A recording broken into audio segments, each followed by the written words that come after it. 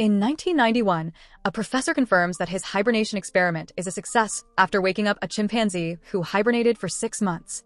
The next step is to experiment on humans, so Albert and Max volunteer. Albert is a biologist who wants to be part of humanity's advances, while Max wants some adventure and to spend some time away from his wife and daughter, who are furious with him for abandoning them. During the press conference, the professor explains the duo will be hibernating for 3 years and that there may be some risks since the human body is different from a chimpanzee's. When they're taken to the hibernation capsules, the guys secretly bring some cigarettes and a flask before they're successfully put to sleep. Years later, Max and Albert wake up and are taken to a strange white room by a group of women who also bring them breakfast. The food is so hard it can't be bitten, so one of the women teaches them that they're actually containers with a paste that imitates the food inside. The guys complain about the lack of taste but blame it on a side effect of the hibernation. Then Max brings out the cigarettes and flask, sharing them with Albert as a little dessert. However, the smoke immediately triggers an alarm, and the women rush in to put it out by covering them with foam. Afterward, a doctor and her assistant Lamia come to check on the guys, who keep asking about the professor. The women explain the professor doesn't exist, and his experiments were abandoned because the world went through another war. Max and Albert are very confused, so the women finally share the details. They slept for 53 years, meaning it's now the year 2044. To make matters worse, the war wiped out all men, so Max and Albert are the only ones left. Confused and scared, the duo tries to run away, but the door electrocutes them and knocks them out. When they wake up, Albert concludes this must be the second stage of the experiment, and they're testing their reactions to a psychological shock. Max still can't believe that there aren't any more men and wonders how the women reproduce. Since Lamia is keeping an eye on them, she hears this and explains they reproduce through parthenogenesis, which is a real form of asexual reproduction that doesn't require fertilization, found in many animals. At that moment, another woman belonging to the faction Genetics enters Lamia's workstation and messes with her things, saying it's a pity Lamia left Genetics to join the faction Archeo. Before leaving, the woman points out it'd be a better idea to hand the guys over to Genetics. Sometime later, the TV in Albert and Max's room is turned on, and a girl appears talking about parthenogenesis, so Albert has to explain to Max that the children are created in test tubes. Lamia mentions that their method of procreation is perfect, but Max accuses them of brainwashing kids. That night, Max and Albert think about the years of life they've missed and how their family and friends are gone. Swearing they'll never get frozen again, they comfort each other and finish the last drops of alcohol. Later, while they watch TV, Max points out that if they do things right, this place could be a paradise for them, but Albert scolds him for thinking with his other head in such a serious situation. At that moment, Lamia comes to check on their health and Max answers with a flirty line that Lamia doesn't understand. Then he asks if they could take a walk together or even dance as he comes closer to Lamia, suddenly stealing her first kiss. Lamia freaks out and immediately throws him on the floor before leaving. Once she's alone, Lamia realizes she can't stop thinking about the kiss, and something has awakened in her. Eventually, the guys are allowed to leave the room and taken to the biosanctuary, where they find embalmed animals that were victims of radiation. They also find a tree with 2 tiny apples and eat them. At that moment, they're approached by Her Excellency, the leader of this society. When she asks the men's age, Genetics member Emma explains the guys are technically 86, but because of the hibernation they haven't physically aged. Max comes closer to properly introduce himself, but the guards think he's about to attack her and knock him down. Her Excellency tells the guards to let go of Max and teaches the men some history. It was the professor who invented the M-bomb, a chemical that was supposed to temporarily paralyze male genes to stop the war, but in the end it erased them. Max points out he and Albert can take over reproduction now, but none of the women are interested. Her Excellency points at the tree and explains it symbolizes the story of Adam and Eve so women will remember not to lose paradise. She then notices the apples are missing and furiously orders the guards to put the men in confinement.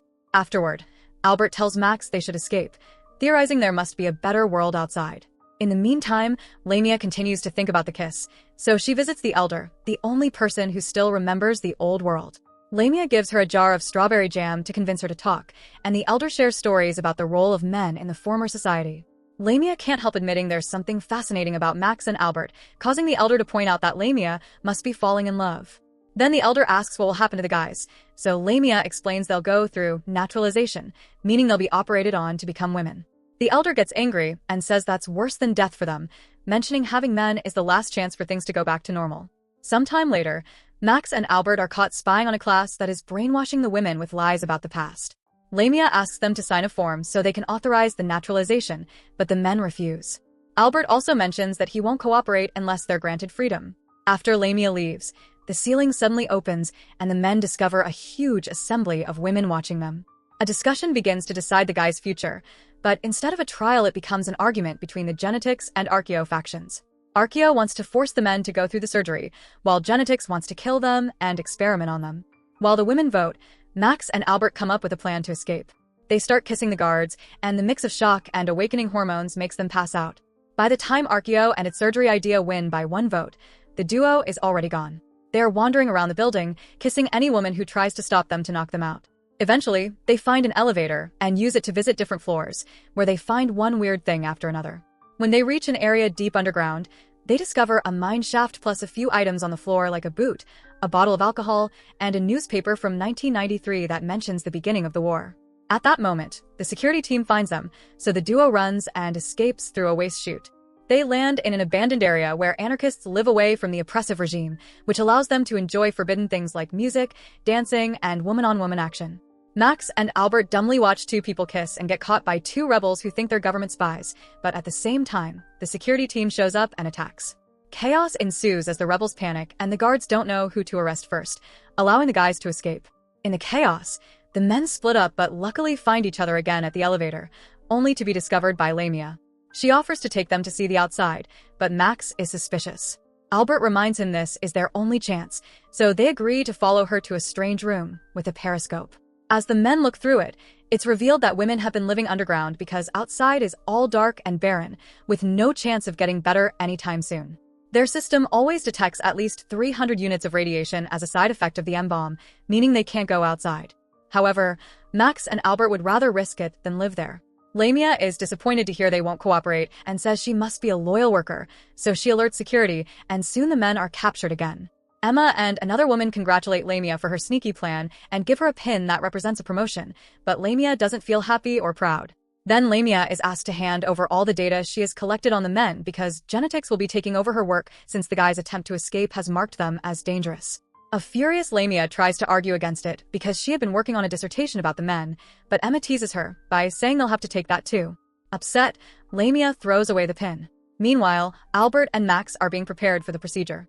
Their organs will be given to older women while the rest of their bodies will be synthesized for nutritional substances because nowadays there's a lack of protein sources.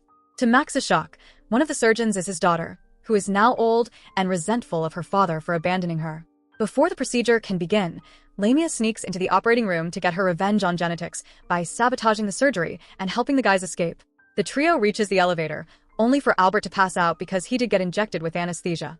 He suddenly wakes up in 1994 and finds the professor telling him that the experiment worked wonderfully. Albert shares the fact he dreamed about a world without men, and Max says he had the same dream. The professor says that's impossible, causing Albert to wake up and find himself in the elevator with Max and Lamia. Afterward, Lamia takes them back to the periscope room, where she threatens the guards and makes them take off their special suits. After the guys put the suits on, Lamia tries using the system to send them to the surface. At that moment, Lamia decides to go with them and also puts on a suit. The trio carefully looks around the creepy area until they come across a barrier, only to realize it's made of fabric. They use a knife to cut it and cross it, which allows them to find out the truth. The world is just fine, and what they saw on the periscope had been the creepy room with a painted wasteland to brainwash the citizens of the underground base. The group explores the beautiful nature and enjoys the warm sunlight until they realize the suits are running out of oxygen. Suddenly, Max sees a bird fly by and removes his suit, confirming the air is fine. After the others also take off their suits, they continue to advance and find a wall, which they climb over to discover a beautiful house. They immediately get themselves comfortable and grab fresh food from the fridge, which surprises Lamia with its amazing taste. Meanwhile, in the underground base, Emma volunteers to take the risk and puts on the suit to go after the group. Eventually, she finds the house and sees the trio, but at that moment, she passes out because her suit is losing oxygen. Albert picks her up and takes her into the house to help her regain consciousness. When she wakes up, Emma demands to be taken back to the base and starts struggling against Albert to escape. Their movement causes them to accidentally turn on the TV, which shows an official government broadcast that announces Lamia and Emma are dead. Then there's an interview with a fake Max and Albert, who say they're happy to be women now. This shows Emma that her government has been brainwashing her, so she agrees to stay with Albert while Max takes Lamia to a bedroom so they can finally do the dirty. Sometime later, Max and Albert hear the sound of an arriving elevator and hide to watch Her Excellency enter the house, which turns out to be hers. When she finds two dirty glasses, she opens the wardrobe and sees Max, so she tries to run away. Albert and Max immediately jump on her and overpower her, but in the struggle, clothes are ripped and prosthetics fall. To their shock, Her Excellency turns out to be a man in disguise. He explains he was only 4 when the war ended and the League of Women took over. The few remaining boys were put through surgery, but his mom hid him to save him. When he grew up, he started wearing a woman costume and joined the League, eventually becoming their leader.